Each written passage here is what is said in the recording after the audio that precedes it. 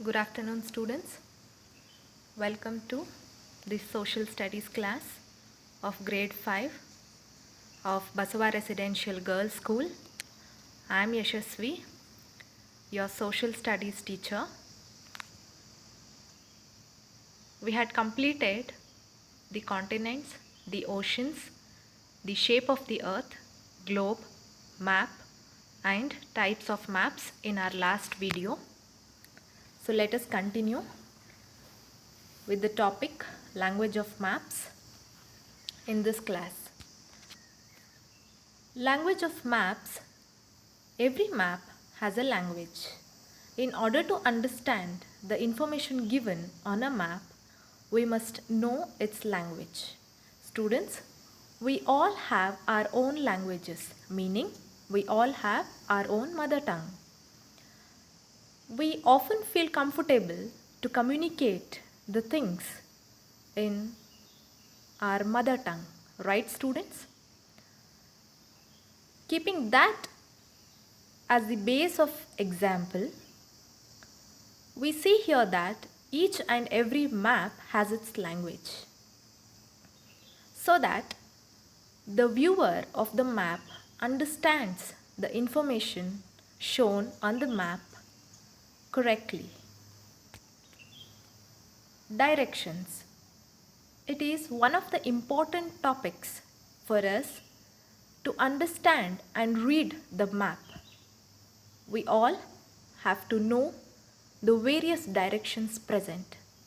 There are four main directions: north, south, east, and west. There are also four sub-directions. They are northeast, southeast, northwest, and southwest. Look at the slide, students. The various directions are shown in this particular image. The directions on the map are shown by an arrow which is marked N. This indicates the north direction. It is easy to find other directions once we know where the north lies. All the maps follow the same method to show directions. Let us do an activity, students. Look at the political map of India and write the name of one state each, depending on the direction in which it is located. There are four directions we already studied, and we need to name each state according to their direction. So first let us see a political map. Look at the video, students. Northmost part, on left hand side, up corner, you have a symbol N there, right? Meaning the map is in its north direction. It is facing north. Coming back to our activity, uppermost part is marked as north. So we have Himachal Pradesh, the state in the north side. We cannot mention Ladakh and Jammu and Kashmir because they have been converted into union territories. As per the question asked is to state or to write a state which is in the direction north. Next, coming to south, we can see Tamil Nadu. Then moving on to right, we have Arunachal Pradesh, and left we have Gujarat. So students, fill in the blanks there. In the north, Himachal Pradesh. In the south, Kerala. In the east, Arunachal Pradesh. In the west, it is Gujarat. Let's move on. Scale. All maps are drawn to scale. This is because all maps drawn are not as large as the area they depict. Let us take an example to draw a map of a marketplace measuring 800 meter by 600 meter. It becomes very convenient if 10 meter is represented by 1 centimeter, so that the map is just 80 centimeter by 60 centimeter.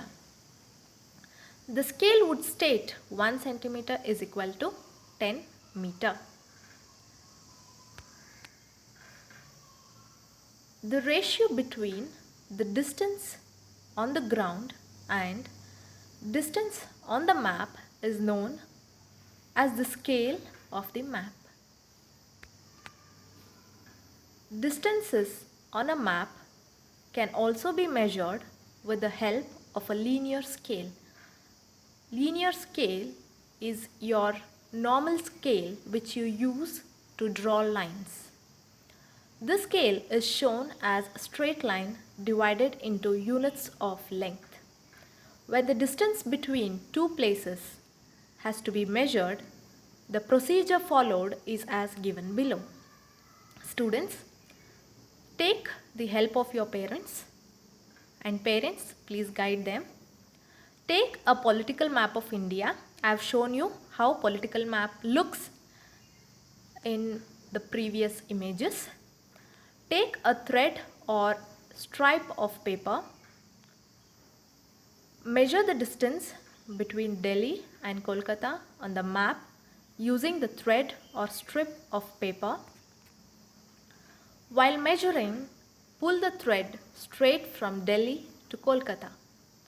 The length of the thread or strip of paper between Delhi and Kolkata is the distance between these two cities. Now, place the thread on the linear scale and calculate the actual distance.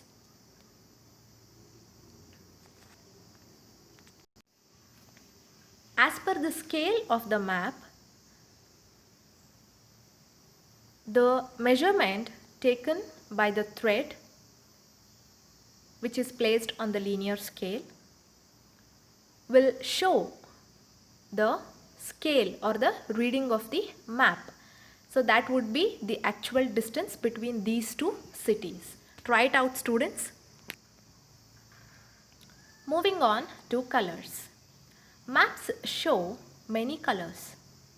Each color shows a particular thing on a map. Usually, maps follow a common scheme of colors. The table below shows the color and the physical features they represent. The color scheme is used for maps all over the world.